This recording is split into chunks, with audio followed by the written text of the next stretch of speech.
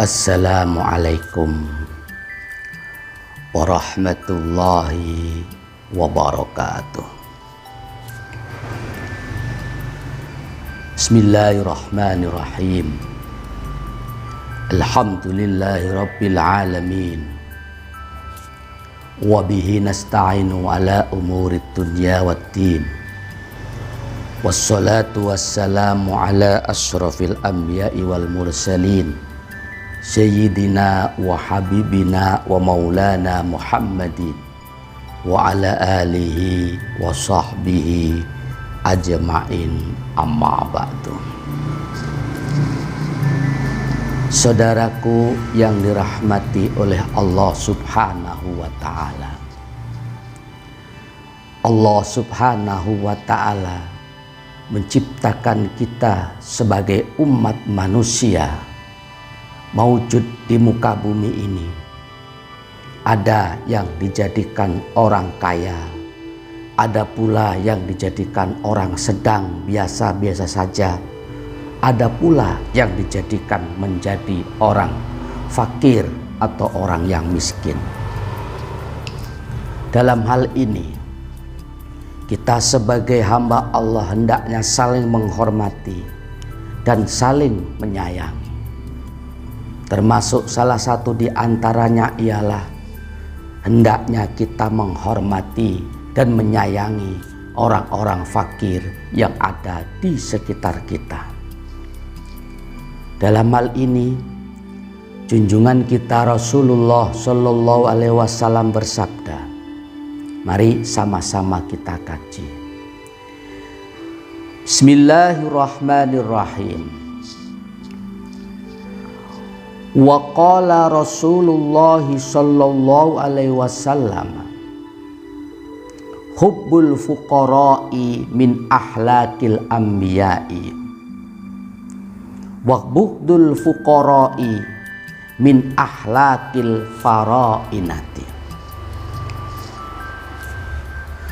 Hubbul fuqara'i, cinta terhadap orang-orang fakir, min ahlakil anbiya'i, itu sebagian dari akhlaknya para nabi. Sedangkan wabughdul fuqara'i, membenci terhadap orang-orang fakir, min ahlakil farainati, yaitu sebagian dari akhlaknya beberapa Fir'aun. Dalam hadis ini, junjungan kita Rasulullah Shallallahu Alaihi Wasallam menjelaskan bahwasannya salah satu akhlak para nabi-nabi yang terdahulu, termasuk salah satu akhlak baginda Nabi Agung Muhammad Shallallahu Alaihi Wasallam adalah yaitu hubbul fuqara'i, mencintai orang-orang fakir. Kemudian di samping itu pula Nabi menjelaskan untuk selanjutnya, membenci orang-orang fakir itu adalah ciri-ciri daripada akhlaknya beberapa Raja Fir'aun. Karena farainat itu termasuk merupakan jamak. Fir'aun itu ada 3. Satu, Fir'aun di zaman Nabiullah Ibrahim alaihissalam. Kemudian ada pula Fir'aun di zaman Nabi Yusuf alaihissalam. Dan juga yang terakhir yaitu Fir'aun di zaman Nabi Musa alaihissalam. Saudaraku yang dirahmati oleh Allah subhanahu wa ta'ala, tentu kita sebagai seorang muslim hendaknya kita belajar sedikit demi sedikit untuk mengikuti jejak langkah para nabi dan para rasul. Salah satu di antaranya ialah dengan mencintai orang-orang fakir. Sebab orang fakir ini, manakala dia itu sabar, ikhlas, tulus, ridho menerima ketetapan daripada takdirnya Allah subhanahu wa ta'ala, itu adalah merupakan sebuah karomah, kemuliaan yang diberikan oleh Allah kepada hambanya. Akan tetapi sebaliknya, jikalau orang fakir tersebut tidak sabar, tidak ikhlas, tidak ridho akan ketetapan Allah, yang ada hanya menyesali, yang ada hanya dalam hatinya sebuah ketidakredoan atas ketetapan Allah, naudzubillah summa naudzubillah min dzalik, maka itu semuanya tidak ada kemuliaan dan pahala di sisi Allah Subhanahu wa ta'ala. Karena fakir itu dibagi menjadi dua. Satu, yaitu fakir yang mendapatkan pahala, dan kedua, fakir yang tidak mendapatkan pahala. Bagaimanakah fakir yang mendapatkan pahala di sini? Seperti yang fakir tadi barusan sampaikan, tentu orang-orang fakir yang bisa menjaga dirinya dengan ridho, dengan ikhlas, dengan tabah menjalani kesemuanya, dan tidak melakukan hal-hal yang dilarang oleh Allah Subhanahu wa ta'ala. Dia fakir tapi tetap sabar. Dia tidak mau mencuri. Dia fakir, sadar banyak kekurangan dalam kehidupannya, tetapi ia tidak mau merampok, tidak mau melakukan hal-hal yang dilarang oleh Allah Subhanahu wa ta'ala. Akan tetapi kalau fakir yang nomor dua ini, dia tidak ridho, tidak ikhlas dengan ketetapan Allah. Justru ia malah nekat melakukan sebuah kezaliman misalkan nekat mencuri, nekat merampok, kemudian nekat menjual barang-barang terlarang misalkan, dan perbuatan-perbuatan yang dilarang oleh Allah yang lainnya. Naudzubillah min dzalik. Maka fakir yang demikian ini yang tidak mendapatkan kemuliaan dan pahala daripada Allah Subhanahu wa ta'ala. Memang berat dan sulit semuanya itu untuk kita menerima dengan ikhlas dan ridho. Akan tetapi jikalau kita pandai mensikapinya, hikmah besar akan diberikan kepada siapapun yang ridho dan ikhlas terhadap takdirnya Allah Subhanahu wa ta'ala.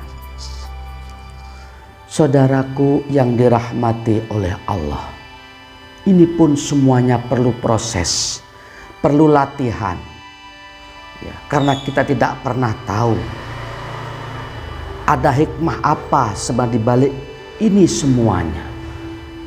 Dengan demikian, yang kaya misalkan hendaknya menyayangi yang miskin, yang fakir. Yang miskin, yang fakir hendaknya pun menghormati kepada yang kaya. Akan tetapi jangan sampai kita salah niat. Sebab kalau sampai kita menghormati seseorang, siapapun itu, karena kekayaannya, junjungan kita Rasulullah Sallallahu Alaihi Wasallam bersabda, barang siapa yang menghargai, menghormati orang karena kekayaannya, zahabat sulusu dinihi, maka akan hilang sepertiga agamanya. Naudzubillah min dzalik. Memang kita dianjurkan untuk saling menghargai, untuk saling menghormati, untuk saling menyayangi, agar tercipta sebuah kerukunan, tercipta sebuah kedamaian di dalam lingkungan bermasyarakat. Tetapi yang perlu kita ketahui, jangan sesekali kita menghormati orang karena kekayaannya. Karena jika itu terjadi, agama kita sepertiganya akan hilang. Hormati mereka-mereka itu karena usianya.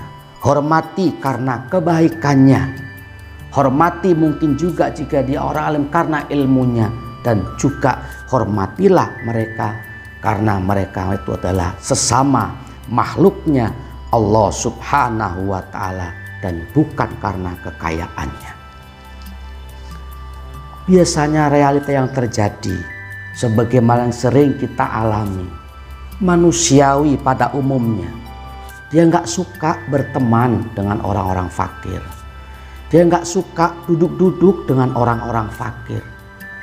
Tetapi kalau dengan orang kaya, dia senang berteman, dia senang bergaul, bahkan dia senang duduk-duduk bersamanya, kongko ngobrol, itu bahagia. Tapi dan orang fakir, dan orang miskin, dia enggan, dia malas, rasanya tidak nyaman bergaul dengan orang-orang tersebut. Padahal salah satu tanda cinta kepada orang-orang fakir adalah itu akhlaknya para nabi dan rasul, dan membenci atau tidak suka terhadap orang-orang fakir itu adalah akhlaknya Raja Fir'aun. Na'udzubillah summa na'udzubillah min dzalik. Saudaraku yang dirahmati oleh Allah Subhanahu wa ta'ala, dengan demikian mari sama-sama, seandainya pun kita diberikan rezeki lebih oleh Allah, jangan kita menyombongkan diri, karena kita tidak pernah tahu kehidupan kedepannya nanti. Begitupun juga seandainya Allah menguji kita dengan kemiskinan, dengan kefakiran, jangan putus asa. Tetap usaha, ikhtiar, dan berdoa, diiringi dengan rasa tulus, ikhlas, redo akan ketetapan Allah Subhanahu wa ta'ala. Kenapa? Kita pun juga tidak pernah tahu kehidupan kedepannya nanti. Boleh jadi roda itu berputar. Banyak yang sekarang misalkan miskin, boleh jadi nanti jadi orang kaya. Banyak juga yang dulunya kaya raya, serba ada, sekarang jatuh miskin, bangkrut, jadi menjadi orang fakir. Begitupun sebaliknya, sekarang juga banyak pula orang yang kaya, memiliki harta lebih, ternyata dia mantan orang-orang miskin dan orang-orang fakir di beberapa tahun yang lalu. Semuanya itu adalah misteri Allah Subhanahu wa ta'ala. Tetap berhusnuzon kepada Allah.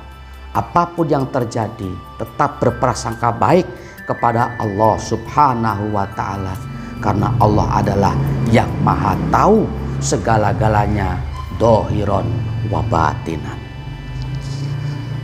Saudaraku yang dirahmati oleh Allah Subhanahu wa ta'ala, sedikit yang Al-Fakir dapat sampaikan. Namun demikian, mudah-mudahan dapat dimengerti dan difahami, dan mudah-mudahan ada berkah manfaatnya. Amin amin ya rabbal alamin. Terima kasih atas perhatiannya. Mohon maaf apabila ada salah dan kurangnya. Hadanallah wa iyyakum ajmain. Assalamualaikum warahmatullahi wabarakatuh.